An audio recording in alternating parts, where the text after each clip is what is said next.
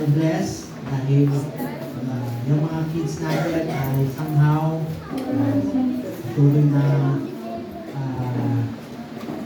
kumbaga dinadala sa atin para ma-ministeryohan po natin. We're praying na kung dati natin mga hinahakot doon sa pinagkaloob ay tuloy natin na nagala dito. Okay, so okay ba yun? So ang ating pong magiging topic ngayon ay finding eternal love in God. Yeah, so ganda pag-usapan po natin ang eternal love of God. Yung last ay the love of God. Ngayon naman ay eternal love of God. Kasi ang pag-ibig po ng Diyos, hindi lang basta pag-ibig, kundi ito po ay pag-ibig na walang hanggan. So, tayo po'y manalangin. Heavenly Father, we are so much thankful for this great opportunity na mapakinggan po namin, Panginoon, ang iyong kabutihan, ang iyong pag-ibig that really embrace us, Lord God, eternally. Salamat, pinupuri ka namin. Ito pong aming dalangin sa pangalan ni Jesus.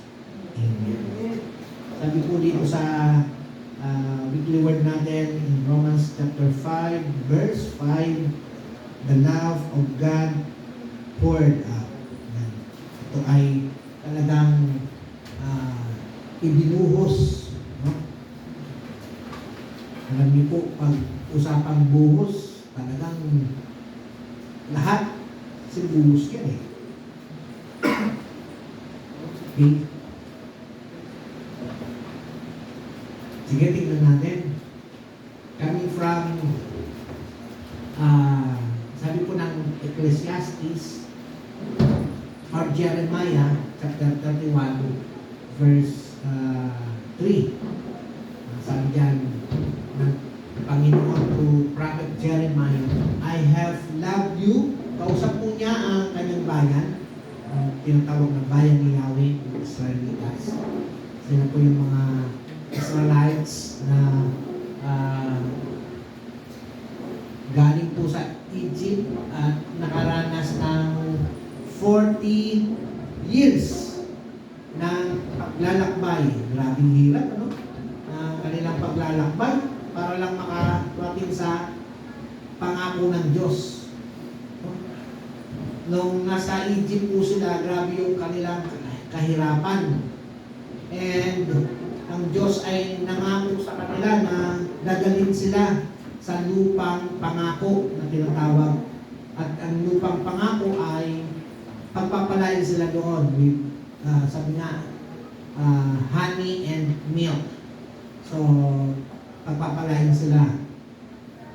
Pero, nakarating sila after 40 years. Biruin niyo po, ganun ka tagal yung kanilang paghihirap at paghihintay para lang makamtan yung pangako ng Diyos. Kaya tayo po, kung meron ng pangako ang ating Panginoon, maghintay lang tayo. At huwag naman nawa na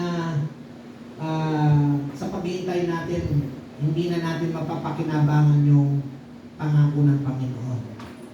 Sabi po ng propeta, sabi dito, I have loved you with an everlasting love. Therefore, I have continued my faithfulness to you. And alam niyo po ba, nung binanggit ito ni Prophet Jeremiah to the people of God, binanggit yung pag-ibig ng Diyos. Yung pag-ibig po ng Diyos, kompleto. Yan po ay napakaraming meaning at napakarami po niyan nakapaloob dyan. At binanggit po na itong pag-ibig na ito ay everlasting love. Ibig sabihin, hindi ito natatapos. No? This is continue. No? Ibig sabihin, habang nabubuhay ang binigyan ng pangako, matatamasa mo yung pag-ibig ng Diyos. Sabi po dito, therefore I have continued my faithfulness. At Panginoon ay naging faithful. Pinapangako niya na ipagpapatuloy din niya ang kanyang katapatan. Alam niyo po ba yung salitang katapatan? Pag sinabing katapatan, hindi po siya nagbabago. Hindi umaayaw. Hindi nag-withdraw. Hindi umaatras. Hindi niya pinuputol kung ano man ang napag-usapan na. Ganun po. Later on, maunawaan natin bakit inihayag ng Panginoon ang kanyang pag-ibig everlasting, and binanggit din dito that God will become faithful sa kanyang pag-ibig. Next slide. In New Testament, si Paul, no, ang layo ng pagitan, no? From Old Testament and up to New Testament, malayo po ang pagitan yan. Meron pang tinatawag na 400 years of silent years. From Old Testament, naputol, walang prophets, walang any, no, nangangaral about the scripture or about God. Yun po ang tinatawag the silent years. 400 years. Ay, tama, 400 years po yun. No? After 400 years, yan, meron ng John the Baptist na lumabas. Na sumisigaw sa ilan. And, hanggang sa nakita po natin, nandun na si Jesus Christ, dumating na ang pinangako ng Panginoon. Nag-minister din si Jesus Christ nung siya po ay kumaga, fully completed na yung kanyang edad para mag-minister. And ito naman si Paul, na isang dating pangalan Saul, ay na-met niya, na-encounter niya ang Panginoon. Papunta siyang Damascus para ipapatay yung mga Kristiyano. No? Dati pong assassinator ng mga Kristiyano, si Saul. Na-met niya si Lord sa papuntang Damascus, at eto si Paul na born again, no? Sa pamamagitan ng ating Panginoong Yesus. And sabi niya dito sa kanyang sulat sa Romans chapter 8, verse 38 up to 39, and I am convinced that nothing can separate us from God's love. Konbinsido siya na walang makakapagpahiwalay sa atin sa pag-ibig ng Diyos. Not even the powers of hell. Alam naman natin, pag salitang hell, ito ay pangit na mga pangyayari. Impyerno diba? Hoy, sasabihin ng iba, ano ba yan? Kung buhay na ito, parang nasa impyerno. Sabihan na ang daming nararanasan na kapigatian at mga problema. And nothing in all creation will ever be able to separate us from the love of God. Yun ang sabi ni Paul. No? Very clear na si Paul, naranasan po niya ang pag-ibig ng Panginoon. Bakit? Ang istorya kasi ni Paul, isang magaling, marunong, kaya sa lipunan, aral. At siya po'y kinikilala sa Romano. Kaya nga po siya pag nag-request ng mga sundalo, sinusumbong niya merong mga Kristiyano, merong mga nagtitipon. Pinapahuli niya. At siya ang dahilan kung bakit si Esteban, si Stephen, sabi natin, no, ay pinatay, stoned to death. Siya ang dahilan nun. At nasaksihan niya yun kung paano pinatay ang isang mananampalataya. Dahil yun sa kanya. No? Kaya, nung panahon na yun, si Pablo or si Saul, kinatatakutan ng mga Kristiyano. Pero dumating yung panahon na mismong si Jesus ang sumalubong sa kanya. Sinalubong siya ng Panginoong Jesus habang siya ay nagkakabayo papuntang Damascus. Kasi kung mga disciple lang, takot nga eh, pati mga disciple sa kanya, takot. Kasi pinapahuli niya eh. No? Sinusumbong niya. Nagtatago yung mga disciple. Eh, kung asa naman nagtatago, siya spy kasi siya, hinahanap niya, tinutugis niya. At pag nakita niya na mayroong pagtitipon, lagot kayo. Ganun yung mga panahon na yun. Kaya nga kung panahon natin, nung mga panahon na yun ay merong tinatawag na persecution sa mga Kristiyano, at buhay si Pablo sa panahon natin ngayon, lagot tayo ni Pablo. Ituturo niya tayo. At ipapadakip. Alam niyo po ba noon ang mga Kristiyano? Pag nalaman na sila ay Kristiyano, mga mananampalataya ni Kristo, inuhuli,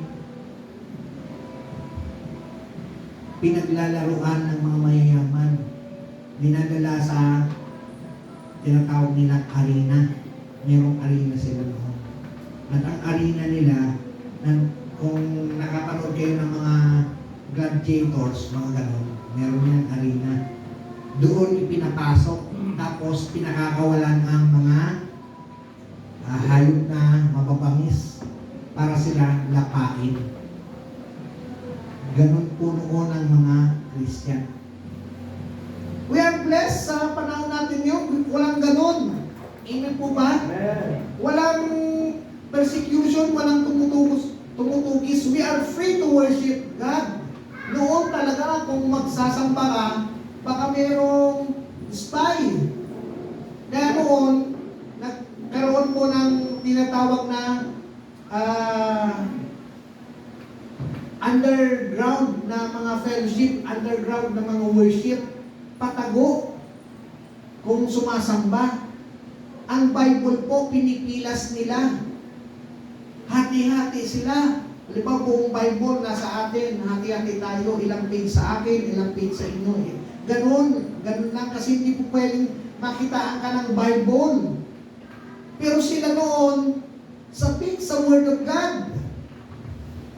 Kahit pilas magkaroon, para meron man lang silang word of encouragement. Pero ngayon ng mga tao, walang Bible.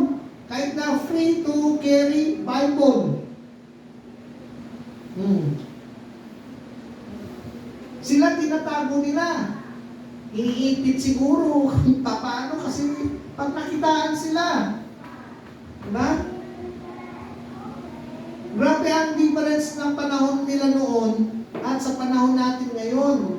We are free to worship, sila hindi. Pero talagang grabe ang kanilang pagsamba. Kahit na alam nilang uhulihin sila, papatayin sila.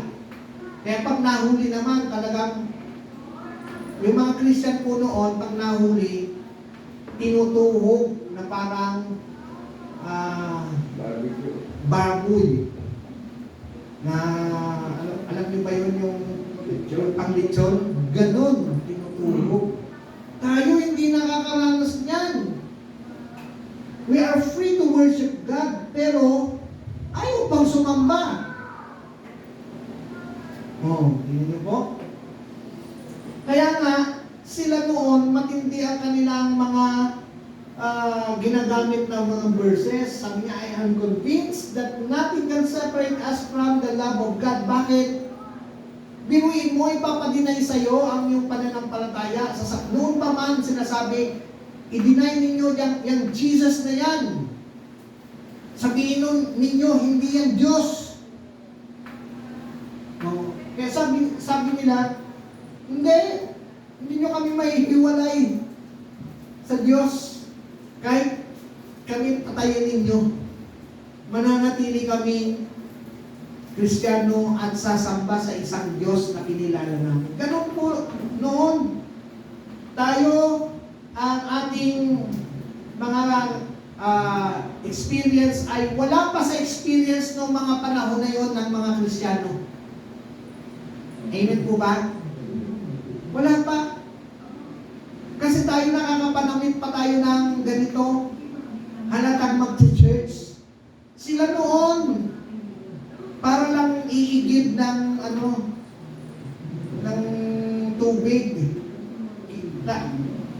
Kunwari, nagtitinda o tapos meron silang isang bahay na pinupuntahan. At meron po silang code na pag kumatok, may code sila. Ibig sabihin, kapanalig. Kapag kumatok ng iba ang katok, hindi kapanalig, hindi po yung pagbubuksan.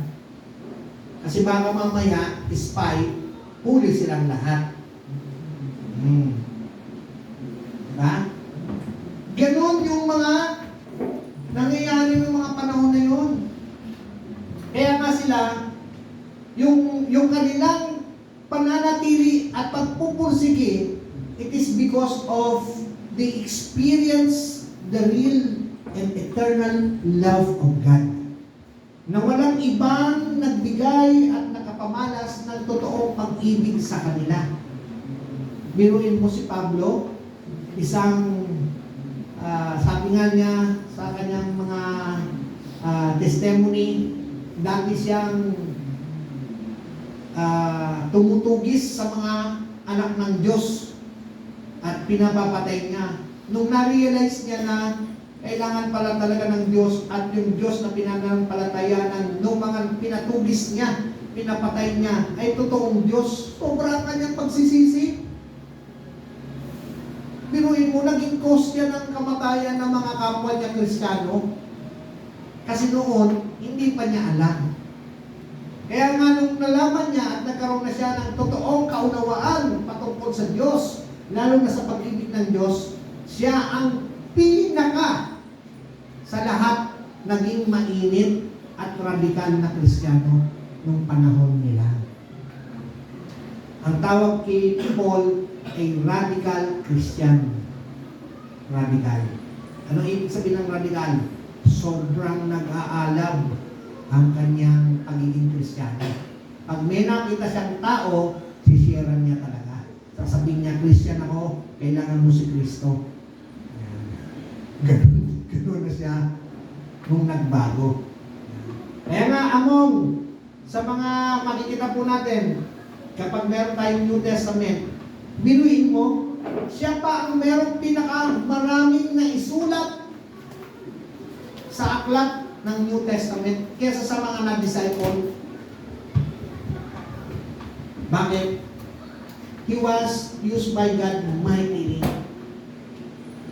Kasi skillful naman siya, marunong, at talagang, sabi nga natin, aral, intelihente, kaya ginamit naman ng Panginoon. Next slide, tingnan natin.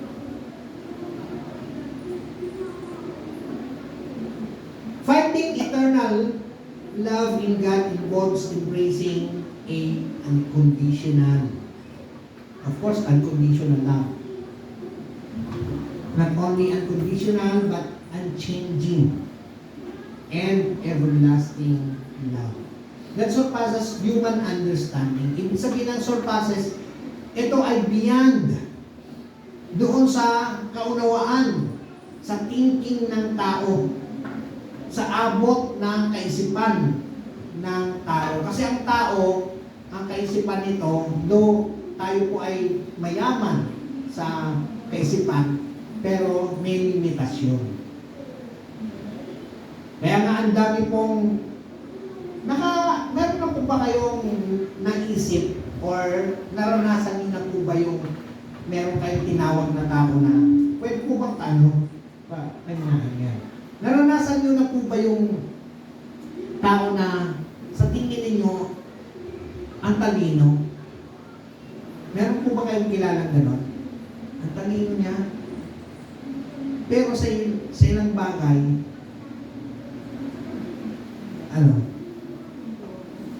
mangmang. Napakatalino matalino pero sa ilang bagay, mangmang. O katulad yan, sabihin na lang natin. Kasi hindi naman nangangahulugan lahat natin alam. Amen po ba? May mga ang gagaling, sabihin natin, andyan sa Senado. Pero pag naplatan, hindi alam kung paano gagawin yung gulong. Stuck up na siya doon. Hindi marunong kung paano i-jack, kung paano palitan ng spare. Wala. Walang alam yan. Pero ang gagaling sa debate, ang gagaling sa batas. Magaling ng jakaw. May corruption. So, makikita po natin, ito pong unconditional, unchanging, and everlasting love, it surpasses human understanding. This is divine and a secure love not based on personal performance. Yan. Ang pag-ibig na ito, matatanggap natin not because of our performance. Kasi mas magaling ako kay Lord kaya love ako ni Lord. Really? Mas matalino ako kaya love ako ni Lord, mas love ako ni Lord. And sometimes people always think of na ang pag-ibig ng Diyos ay nandoon sa blessing. Kapag meron ka, pag mayaman ka, yun ang mahal ng Diyos. Hindi po basihan yun. Hindi rin basihan ang money. Na kapag marami kang pera, kapag marami kang gamit, mahal ka ng Diyos.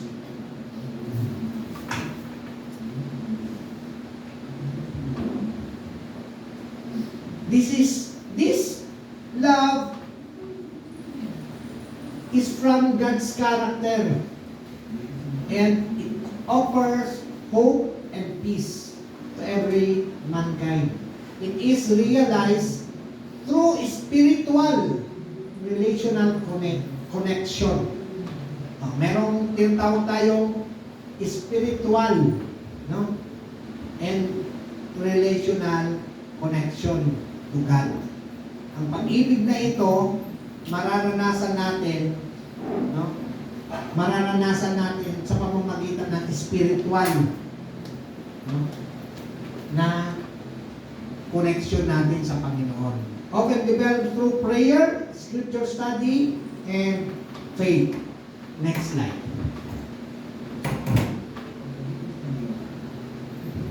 Understanding God's love. Kinakailangan nating maunawaan ano nga ba talaga ang pag-ibig na ito, ang pag-ibig ng Diyos. Kasi ang pag-ibig ng Diyos ay iba sa pag-ibig ng tao. Ang tao kasi pag nagmahal, may kapalit. Naghahanap siya ng kapalit. Nag-i-expect siya ng benefit, no? Sa kanyang minamahal. Pag hindi niya nahanap yung kanyang hinahanap sa minamahal, abay, nag-iisip-isip na yan. Nag-iisip-isip na, ano ba ito? Kailangan ko pa ba siyang mahalin? Or ewan ko na? Ay, ewan. Di ba ganun ang tao? Meron kasi tayong expectations as we love other. We expect ng, sabi natin, in response doon sa ginagawa nating pag-ibig. Next slide. Tingnan natin, intindihan natin maigi ang pag-ibig na to. Number one, God's love, God's eternal love, it is unfailing and active. unfailing. Ibig sabihin, hindi ito ano ba sa Tagalog nitong unfailing?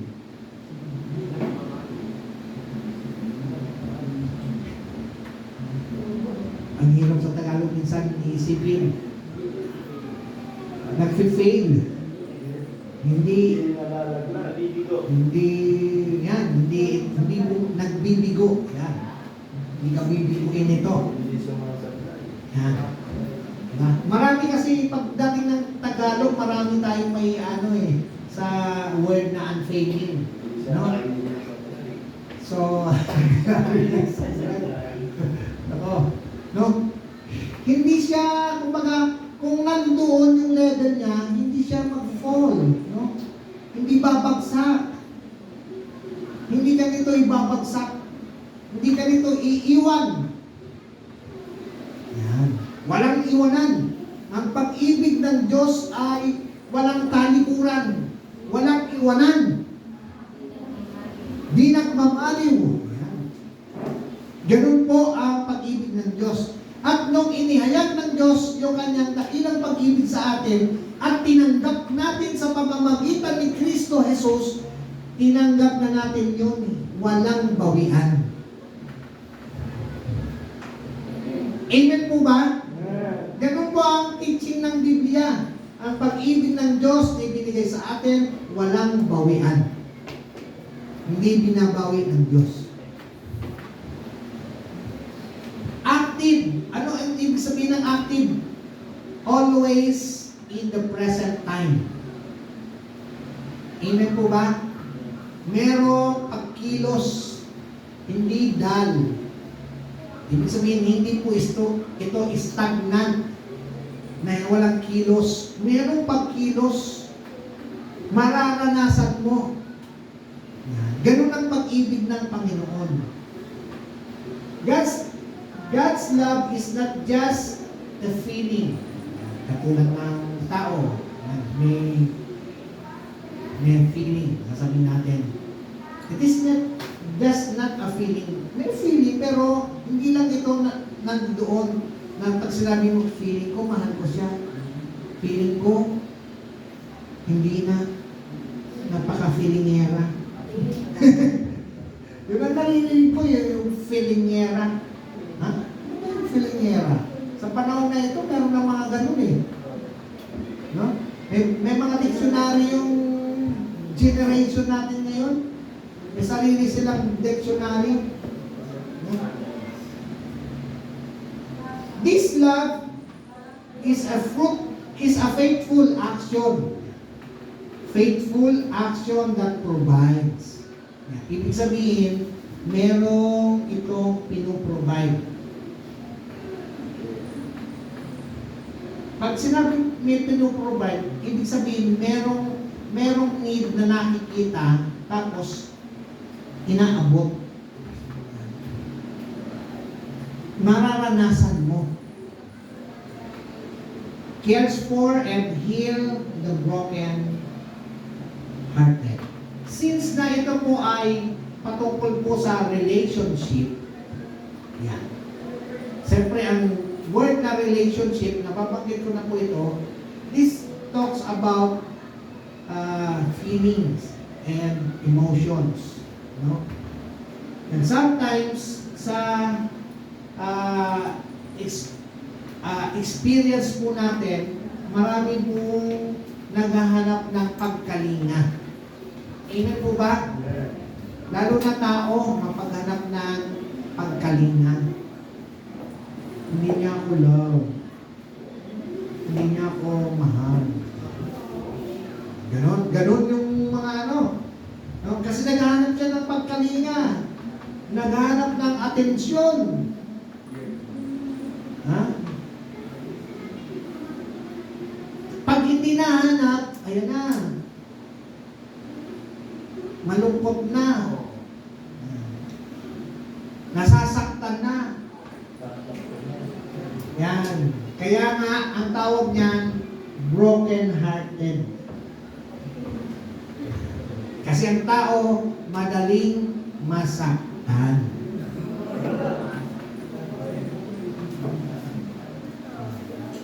Kasi, grabe ang ating expectations. Yung pag-asa natin, kaya nga sabi ng iba, asa ka pa. Diba? Si Lord, kasi tayo talaga, hindi ganun si Lord na asa ka pa. Talagang si Lord, gusto niya, umasa tayo sa Kanya. Kaya nga sabi niya, trust in the Lord with all your heart, with all your strength, and lean not on your own understanding. In all your ways, acknowledge Him, and He will direct His path. Our path. Proverbs 3, 5, and 6. So, God heals broken-hearted. Pag tayo nasa Panginoon, pinoprovide po niya na ma-heal ang pain sa ating pain na nararanasan po natin. No? Kasi pag meron pong mga painful experience, ang tao ang bilis ma-disturb. Sabihin mo sa iyong katabi, disturb. Katulad nun, disturb, kausap, dingding. Di ba? Disturb. Wala sa focus, nawawala tayo sa focus. Di ba? Nawawala sa sarili. Di ba? Ganon. Ano lang yun? Sampu lang yun. Nagjo-joke kasi siya. Kaya kausap niya yung dingding. Second, it is not dependent on human merit. Okay? Ang eternal love of God, it is not dependent on our merit. Hindi ito pagalingan kay Lord.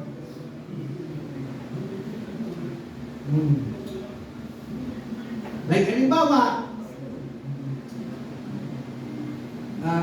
pag nagbigay si Lord ng blessing ngayon sa ating lahat, hindi ni Lord sasabihin na, kasi pastor si Edsel, mas marami sa kanya. Hindi po. Pantay-pantay ang blessing sa atin. Amen po ba? Parang minsan sa ayuda ng gobyerno, pag kumatok sa bahay natin, merong 5 kilong bigas. Meron kang sasakyan o wala, 5 kilong bigas yun. Tama po ba? Pantay-pantay. Ganon ang pag-ibig ng Diyos. Pantay-pantay. Huwag mong isipin na, bata pa kasi ako, siya kasi medyo, matagal na sa Lord. Hindi. Si Lord, pantay-pantay ang kanyang pagturing sa atin. Amen po ba? Kasi tayong lahat ay mga anak ng Diyos. Mga mananampalataya ng Diyos. At nananampalataya po tayo na meron tayong Diyos na mapagmahal. God's love was demonstrated even while human were still sinners. Anong ibig sabihin ng still sinners? Highlighting grace rather than earning love. Saan ka nakakita ng yung iyong nagawa ng pagkakasala, yun pa ang umaabot sa'yo at tumutulong. Hello? Ito pa, think of this.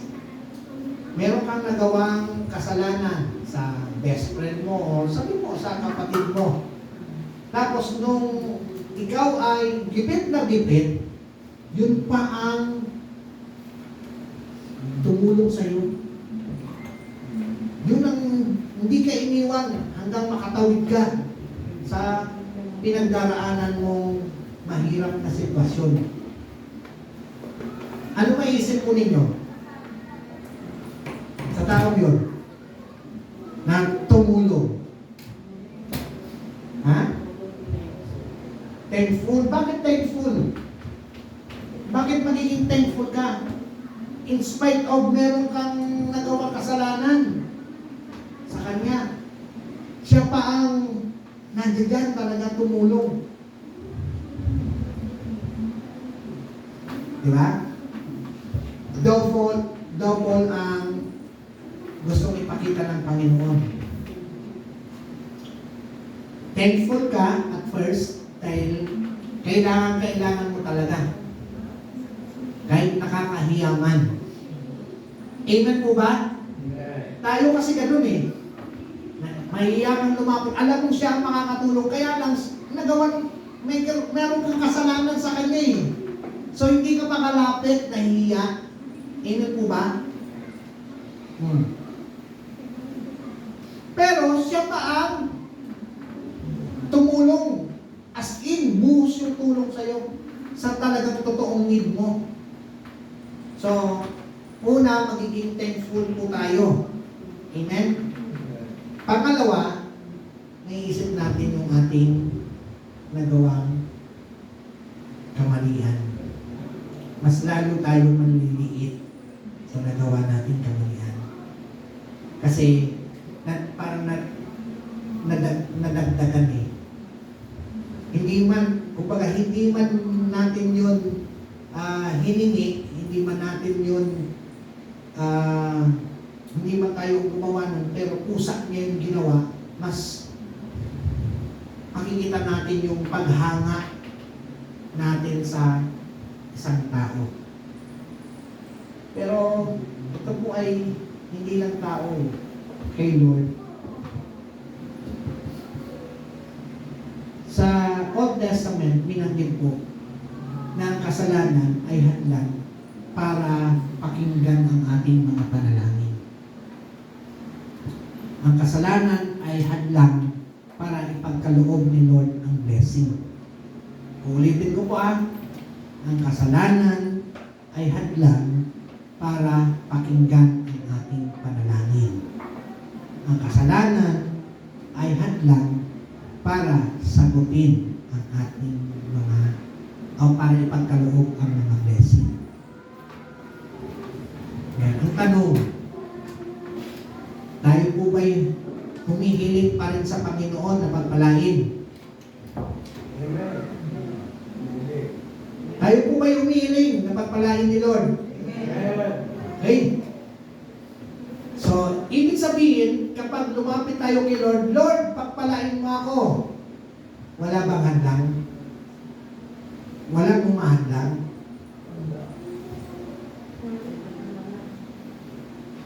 Ulitin ko po, ang kasalanan ang siyang hadlang para sagutin ang ating panalangin. Ang kasalanan ang hadlang para i-release ni Lord ang blessing. Ang tanong ko, tayong lahat ba ay humihiling ng blessing? Amen. Okay. Meron bang hadlang?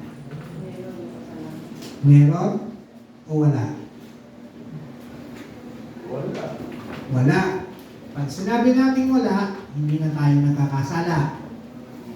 Nagkakasala pa rin ba o hindi? Nagkakasala. So may hadlang. Amen po ba? May hadlang. Pero paano tayo pinagpapalanin? Paano niya tayo pinakikinggan? Kasi hindi nakabase sa human merit. Hindi dahil sa pagalingan at alam mo na, ang pag-ibig ng Diyos ay i-demonstrate niya kahit na tayo ay makasalanan. Alam ng Diyos na paulit-ulit din na tayong gagawa ng kasalanan. Ngayon, kung talagang, sabi nga, talagang papatupad niya yung kasalanan, ang kasalanan ay hadlang para hindi pakinggan ang ating panalangin. Ang kasalanan ay hadlang para hindi natin tanggapin ang blessing ng Panginoon. Kung ipapatupad po niya yun, ewan ko lang kung asan tayo ngayon. Amen po ba? Pero dahil sa kanyang pag-ibig, may provision siya ulit. Alam niyo po ba sa meeting, sa mga corporate, sa malalakihan meeting, merong policy. Yung policy na nauna dyan, hindi mo pwedeng balgahin. Amen po ba? Policy yan eh. Rules na yan. Kaso, pag ipinatupad mo ito, kawawa yung tao. Sabihin mo naman ng puso itong mga tao nito na porque kayo ang umupo dyan, gumawa ng batas, hindi nyo kami inintindi. Sabihin naman ngayon, dahil sa may mga nakaupo na, kawawa naman yung mga kababayan natin. Gagawa ulit sila ng another provision, hindi para tanggalin yung batas, kundi para magbigay ng provision na pang-unawa sa mga tao. Amin po ba? Para hindi mapatawan ng totoong matinding parusa doon sa violation sa unang policy. Amin po ba? At ang provision na ginawa doon sa nauna, alam niyo po ba, naalala ninyo last year, dinaanan natin yung 10 Commandments, at hindi nung mga bawal doon ng Diyos. Abasa na tayo, gugulong talaga tayo. Yung buhay natin talagang saan pupunta kung talagang susundin yun. Kaya lang, may provision ang Panginoon para tayo ay makatanggap ng blessing ni Lord sa pamamagitan ng kanyang eternal love na si Kristo Jesus ibinigay niya sa atin. Amen po ba? Yung provision na ito, highlighting grace, grasya o biyaya ng Diyos. Yan. Sa biyaya. At naalala po ba ninyo yung kantang, sa biyaya mo lamang ako ay nabubuhay. Sa biyaya mo lamang ako ay yan. Nakakapagpuri, nakapagpapasalamat po tayo dahil sa biyaya ng Panginoon. Amen? Kung walang biyaya ni Lord, ewan ko lang. Sige po, palampakan natin si Lord. Next.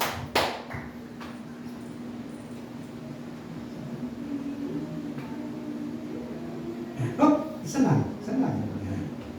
Napakabilis eh. Napakabilis. Mahinang tulaban. Ito po ay, sabi po dito, understanding God's eternal love, it offers security. Ano po ba ang thinking natin pag narinig natin ang word na secure? Secure. Safe.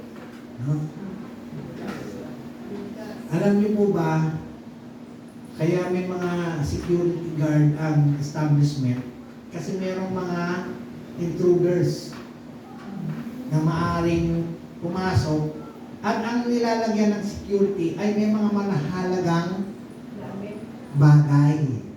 Amen po ba? May mahalagang bagay dyan kasi kung wala naman, kabayaan mo, bakit security? Magbayad ka pa ng security guard. Wala namang mawawala dyan. Diba? Tama po ba? Nilalagyan ng security guard. Yung iba nga, hindi lang security guard eh. May security, lalo na bangko, may security guard na meron pang electronic security ano ba yan? Lock? Security lock. Yan. Diba? Timer pa yun. Naka-timer pa yun. Tapos, meron pang mga CCTV. Okay? Diba? Meron pang security alarm. No? volt. Ang dami ng nilalagay para secured kasi meron talagang mahalagang bagay na nandiyan dyan. Amen po ba? Kaya nilalagyan ng security or sinisecure. Amen po ba? Okay. Ngayon yung pag-ibig ng Diyos, it offers security. Ano bang merong mahalaga sa buhay natin? At nilagyan ni Lord, sinecure niya. Ano bang meron? Hello? Ba, dapat alam natin ito. Nag-aaral tayo sa discipleship. Dinaanan natin ito eh. Ano bang meron? Ay, mahal tayo. Amen. Buhay. Pag-aaral niya tayo. Buhay. Doon sa pag-aaral natin sa creation. Di ba nandito nyo sa creation? When God created man, He created man in the image and likeness of God. Then He gave breath of life. Yung lahat ng yun, napakahalaga nun. Kasi, di ba sabi ko, tayo sa lahat ng nilikha ng Diyos, even galaxy, even lahat-lahat, tayo ang tinatawag na obra maestra. Napakamahal nun.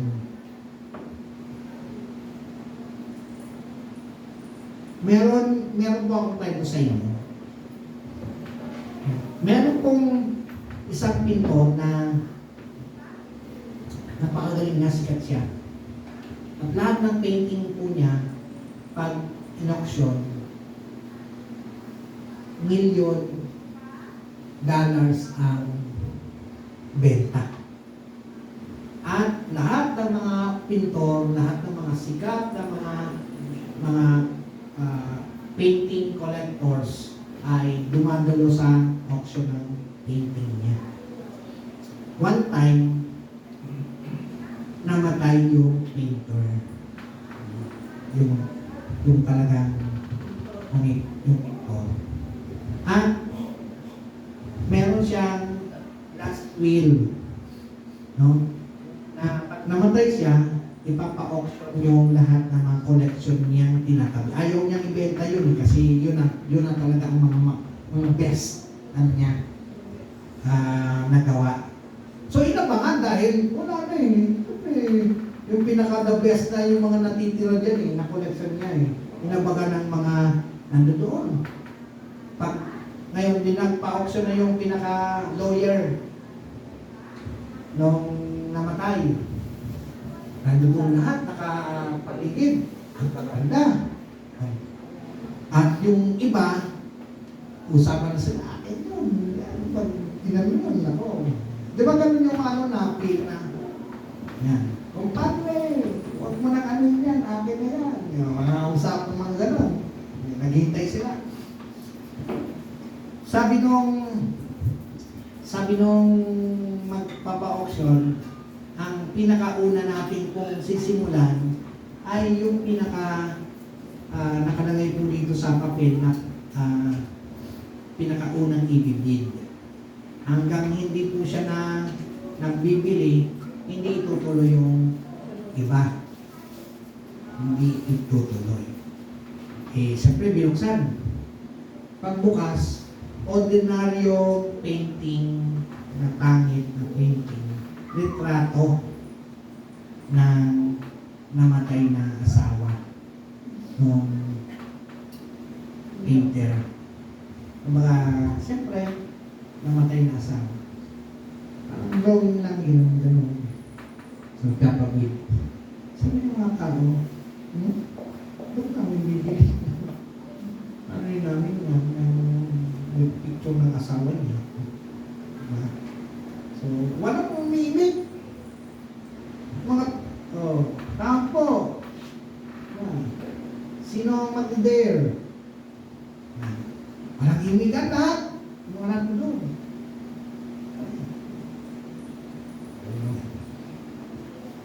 Kasi meron na silang mga inaabangan eh. Diba?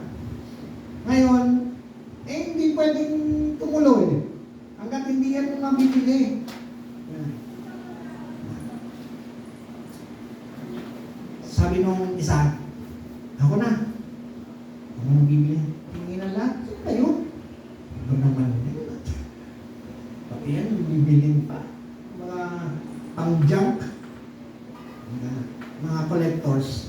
Alam nila kasi yung mga talagang mabibenta din nila. Hindi naman yung pakikinabangan eh. So, sabi niya, bid ko, sabi niya.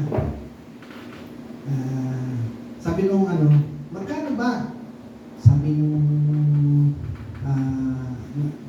nagpapa-auction, 100,000.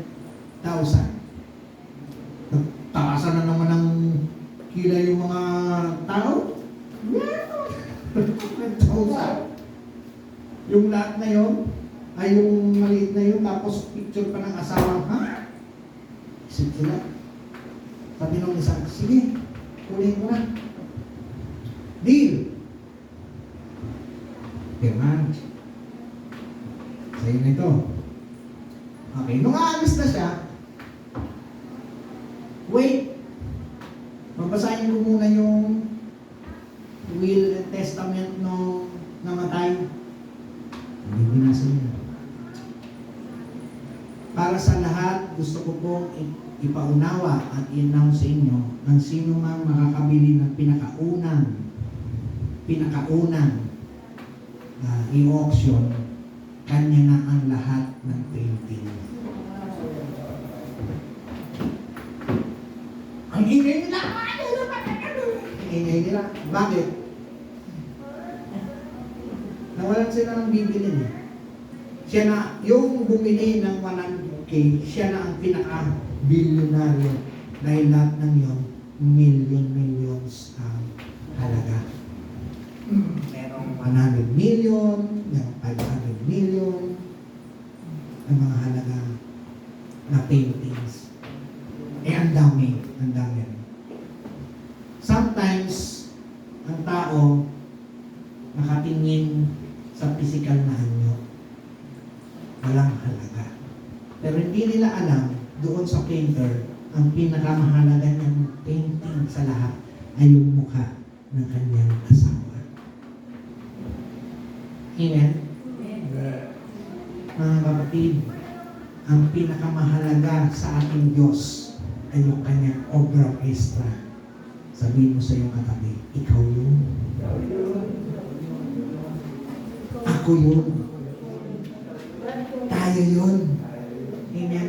Kaya nilagyan ni Lord ng sinecure niya. May security. At yung pag-ibig ng Diyos ang nagsisecure sa atin na hindi tayo pwedeng mapaslan, mapahamak, o anumang mangyari dahil nandoon ang pag-ibig ng Diyos sa bawat isa sa atin. Amen. Ganun ang pag-ibig ng Diyos sa atin. At dapat natin maunawaan yun. Because it is an everlasting love. It does not end with earthly life, offering a secure eternal foundation from the time on God made us. Nung nilikha tayo. Next. It inspire love for others. Ang pag-ibig ng Diyos, ang eternal love ng Panginoon ay nakakahawa sa kapwa. Nakaka-encourage. Nakaka-inspire. Nasabi ng iba, uy, bakit kayo ganun? Yan. Bakit nga ba noong 80s, 70s, 80s, na pumasok ang born-again Christian dito sa Pilipinas, dala-dala ng mga Pentecostal churches ng mga Amerikano. Mga Amerikano pumunta dito eh. Nagko-crusade. So dala-dala nila yan. Tapos maraming mga Pilipino na mga na-born again. And That started sa mga ganon. Tapos, pinipersecute. Ako nung na-born again po ako ng 1987, no? 1987, naranasan po namin na kami po ay nag-evangelism sa isang maliit lang na lugar. Alam niyo po ba, tinapunan kami ng Erinola? Totoo po yung tinapunan kami ng Erinola. May laman. Hindi po yung Erinola lang na walang laman. May laman. May laman. Hindi tubig. As may laman. Ihi. Wala naman. Ihi po. Ihi. Siguro yung ihi po ay bagong ihi din. Kasi kung stock na mas sobrang amoy. No? So, meron po kasi mga nagagalit eh. Ang tawag nga sa mga born again noon, mga talagang pinipersecute, pinagtatawanan at inaano. Sa probinsya namin, ganun. Sinasabihan pa kami na pag kayo na born again, wala kayong libingan. Kasi ang meron lang, Catholic Church, Catholic Cemetery. Sabi yung nilibing. Sabi namin, di ba hindi ng banig? Diba? Balon din ng banig. Ipaanod sa ilog. Kaya naglitawan din yung mga tinatawag na mga private na libingan. Wala nang wala nang hassle, wala nang hindi kasi noon po talaga, meron kaming namatay na member, ayaw papasukin sa libingan. Meron doon tinatawag na public cemetery or yung lahat ng mga nagbigti, lahat ng pagkamatay, ano doon. Dito namin nilibing. Kasi ayaw papasok doon eh. Nung later on, meron ng private, lahat. May choice na. Makikita po natin ang pag-ibig ng Diyos ay very inspiring. And all the believers enable to love others, to show love sa lahat ng mga tao. Kasi alam niyo po ba, the best na experience natin, yung turuan tayo ni Lord ng totoong pag-ibig. Kasi lang genuine love, ang totoong pag-ibig ay galing sa Diyos. Sa Kanya natin yung matututunan. Na yung pag-ibig na kahit na medyo sobrahan ng napapakagat. Pero kinakailangan mo pa rin na mahalin yung tao. Dahil isipin mo na lang, tayo nga, higit pa sa taong yun, sa mga pagkakamali, minahal tayo ng Diyos. Amen po ba?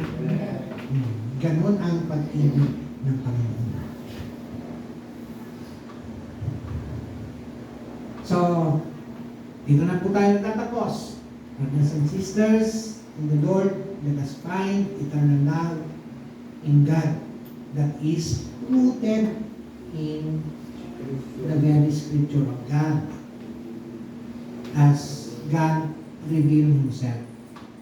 Unwavering, everlasting, and unconditional nature of God's love. The scripture affirmed that nothing can separate believers from God's love,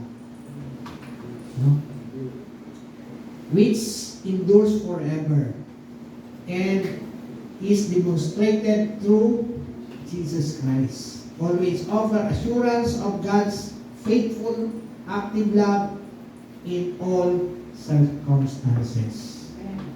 Mga kapatid, sabi ni Pablo, na sabi niya, what can separate us from the love of God? Ano ba ang makakapagpahiwalay? kawalan, kahinaan, mga paglalaban-laban ba, o anumang mga bagay na maaaring umadlang. Pero dapat po matutunan po natin, katulad ni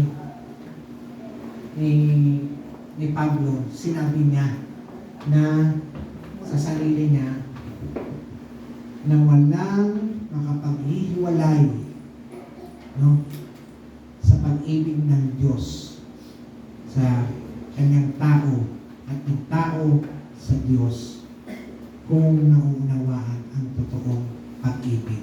And this love is eternal. Amen. Tayo pong lahat ay tumayo.